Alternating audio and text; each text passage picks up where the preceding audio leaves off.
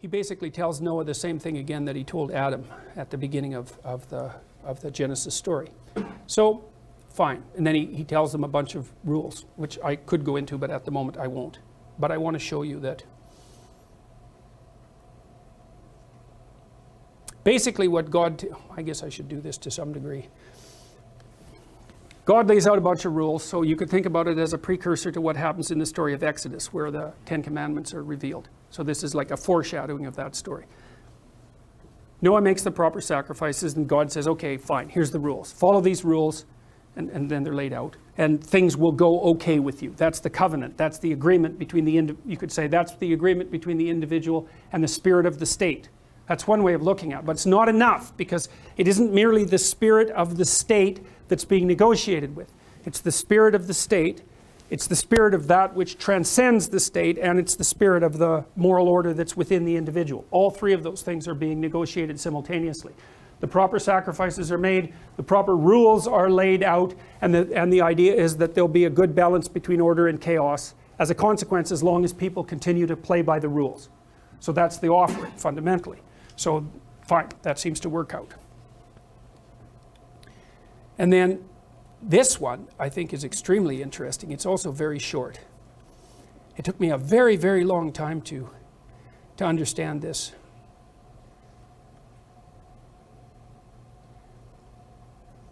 All right, so this is after the story of Noah.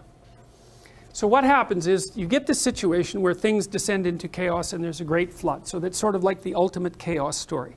And I think of it as so you imagine when things fall apart, one possibility is that they fall into chaos. The other possibility is something like they become hyper conceptualized and hyper orderly. And so then the state itself, which would be the antidote to chaos, actually becomes a source of pathology. And I think that that's what's being hinted at in the story of the Tower of Babel. So here's what happens, is that human beings, I'll read it to you. This has to do with Noah's descendants. It's a flip into another story. And it came to pass as they journeyed from the east. Oh yes. And all the days of Noah were 950 years, and he died. New story. And the whole earth was of one language and one speech. Everybody's getting along fine in their tribal organization, let's say. It's homogeneous. They can all speak to one another, and they all speak the same language. And it came to pass as they journeyed from the east that they found a plain in the land of Shinar, and they dwelt there. And they said to one another, go to, let us make brick and burn them thoroughly. And they had brick for stone, and slime had they for mortar. And they said, go to, let us build a city and a tower, whose top may reach unto heaven. And let us make a name, lest we be scattered abroad upon the face of the whole earth. Okay, so what's happening here? Only the bare, what this story means is very deeply implicit in the story. It's hinting at it, and I think it's because it was really beyond the power of the conceptualization of the people who generated this story to elaborate it to any great detail. But I think what it means is this, is that there's a guy named Robin, I think it's Robin Dunbar. And one of the things that Dunbar has done is do a very in detail correlation analysis of cortical expansion and group size.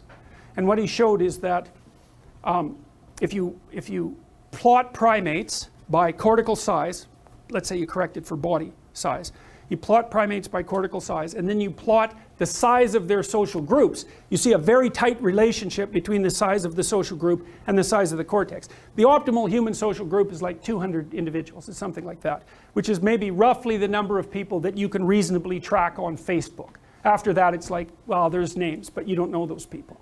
You're not capable of tracking social dynamics that are any more complex than that, partly because you have other problems to solve. And so one of the things that has been observed is that human groups tend to fractionate if they start to exceed 200. And maybe that's partly because you can't keep track of the complexity, but there's another constraint, which is you want your group to be big enough so that it protects you. But you want it to be small enough so that you can climb to the top. So when the group gets really, really, really, really big, well, maybe it can protect you, although it also doesn't give a damn about you. Like once you're 1/60,000th of the group, like you are at the University of Toronto, or 1/30 millionth of the country, or maybe 1/300 millionth of Europe, which is partly why Europe is going to fragment, because that's just not enough, right? You're just not enough there. The group is too big. What happens?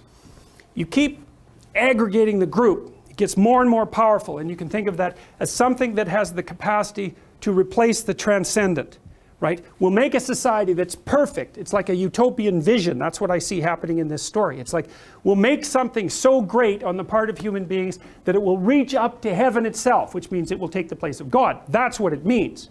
That's exactly what the communists did in Soviet Russia, and that's what they tried to do in China too. And so that's why you ended up with people like Stalin as the god. So you talk about getting what you deserve. So anyways, so you build these monolithic enterprises. Let's call them state enterprises. And the idea there is that the state, the hyper-organized and all-inclusive state, can bring about utopia. That's what it means to reach to heaven. So what happens? So God gets wind of that, and he says, God says, the Lord came down to see the city and the tower, which the children of men built. And the Lord said, behold, the people is one, and now they all have one language. And this they begin to do. And now nothing will be restrained from them which they have imagined to do. Go to, let us go down, and therefore confound their language, that they may not understand one another's speech. Well, it's interesting, because it's sort of, the story kind of portrays it as jealousy on God's part, right? It's like, oh, these human beings, they're building so magnificently that they're starting to challenge my dominion. Well, I'm going to go down there and play a trick or two on them, and that'll take care of that. So what happens? The people within so the group gets bigger and bigger and bigger and bigger and bigger, and what happens? It starts to fragment.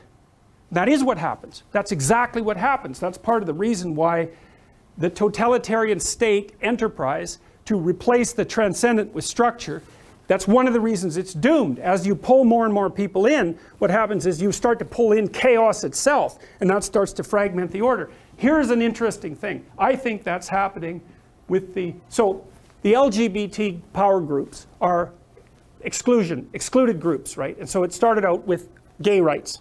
And then one of the things that's happened that's so interesting, so you could think of, there was a normative group and there was excluded people.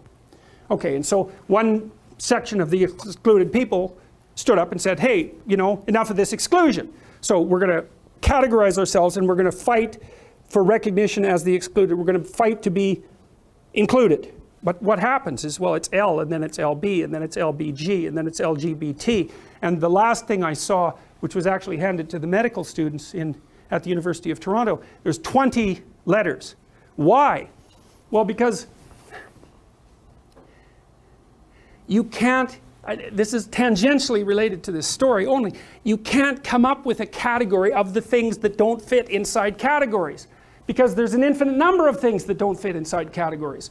And so when you try to build a category out of all uncategorical entities, all that happens is it starts to fragment, because there's actually no unity there. And one of the things you are starting to see is that there's power battles emerging on the part of the excluded, on the left. And it's inevitable, because, and I think that's what this story is trying to represent, is that you can't build the state up beyond a certain size. If you do, it will fragment and fall apart. The people within it will no longer speak the same language, and they'll disperse themselves to different corners of the earth. And so I think we're actually in real danger of forgetting this. And one of the things that I saw, I read a couple of ominous things.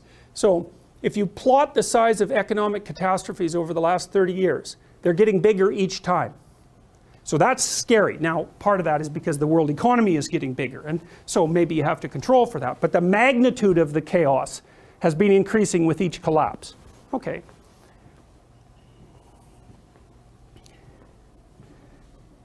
One of the things that came out of the last collapse, 2008, was the government rescuing collapsed companies like AIG and the Royal Bank of Scotland, which, by the way, was the biggest company in the world. No one knows that, but Royal Bank of Scotland collapsed. It was the biggest company in the world. And AIG was the insurer of insurers. And so it collapsed too. They were rescued by the government, and maybe fair enough. But one of the motifs that came out of that was the idea of too big to fail. Well, this story says, wait a second. It says, too big means definite failure. It means inevitable failure. And that strikes me as highly probable, is that there's a warning in this story, although it's it's a bare story, right? It's only 4 or 5 lines. It's just the outlines. But it's placed in a very particular place. It's placed right after the flood, right? It's like, well, there's the nihilistic chaos of the flood, and then there's the totalitarian temptation to build hyperstructures that can theoretically replace the transcendent. Well, what happens? You build the hyperstructure and it fragments from within. And then people don't speak the same language, and they you know, distribute themselves sort of chaotically on the surface of the earth. So, therefore is the name of it called Babel, because the Lord did there confound the language of all the earth. And from thence did the Lord scatter them abroad upon the face of all the earth. I think the other issue too is that what's the problem with the homogenization of a group? It's like you bring everyone into the group and then they're all the same. Uniformity. Well, the advantage is you can understand everyone.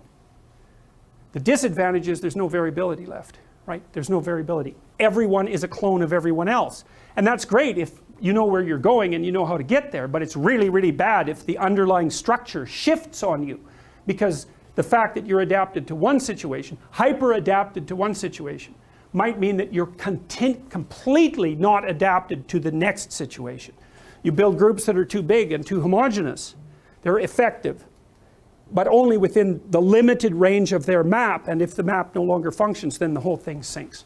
And that's, I think, what happens in this particular story. And then, okay, at the end of that, then what happens is that soon afterwards, and I think perhaps immediately afterwards, the story of Abraham emerges. And that's really, I would say that's when the prime myths, the primal myths, take on a more historical element, and history, you know, roughly speaking, history as we know it begins, something like 6,000 years ago. So, and then you know, the rest of the biblical stories proceed apace from there. What basically happens is that this is something that was well mapped out by Northrop Frye, and you'd think at the University of Toronto that you all would have been encouraged to read Northrop Frye, because he was perhaps the greatest literary scholar that the University of Toronto ever produced. And what he outlined the Old Testament very interestingly. He said that what happens after these initial stories is that the state arises. So it's like the Tower of Babel is continually rebuilt over and over. And it's the state of Israel. The Israelites get their act together, build a state. What happens? They get corrupt. A prophet comes up and says, you better watch out, because what you're doing is not making God happy. And the prophets are very brave, because they come forward. The kings are authoritarian. They can kill them at an instant. But the prophets are moved by walking with God, let's say, for lack of a better argument. They come to the king and say, look, you're not caring for the widows and the children, right? And you think that's okay because they're weak. It's not okay. You're breaking the covenant. You're breaking the rules. And the price for that is, well, we already saw it. The price for that is the flood. It's like, get your act together or you're going to be sorry. Now, sometimes the kings to whom the prophets speak listen, but often they don't. And then the whole bloody state is demolished. And then the Israelites are back like they're enslaved, or they get wiped out by their enemies, or like it's a complete bloody catastrophe that lasts for centuries. And then they kind of struggle back up and make another state. And then they get arrogant, and then it gets corrupt. And then a prophet comes along and says, you know what happened last time? It's like, well, that was 600 years ago, right? And I know everything now, so I don't have to pay any attention to you. They ignore it. And then, and the prophets say, you are violating a fundamental moral order. You're supposed to, as king, you're supposed to be subject to something higher than yourself, right? And it's like the idea that the Mesopotamians had, that the emperor was supposed to be an emissary of Marduk. That's why he was the emperor, because he was a good Marduk. He could confront chaos and make order. That was what gave him his sovereignty. Or the Egyptian pharaoh was a combination of Osiris and Horus. That's what gave him sovereignty. And so the idea was, you get to be king, but you have to act out the spirit of being king. And if you don't do that, then, well, king or not, all hell's going to break loose for you. And that's what the prophets continually say. But the Israelites, you know, they don't pay enough attention, and they continue to get absolutely demolished. And so the Old Testament can be read, at least in part, as the description of a sequence of the rise and fall of states and their descent into corruption and chaos. And so we'll leave it at that, because I want to tell you the next part of the story, the last part of the story, roughly speaking, in our next lecture, which is also the last lecture. So we've got about 12 minutes if we want it. So if anybody has any questions, you can ask them, or we can, and if you don't, then we could call it a day.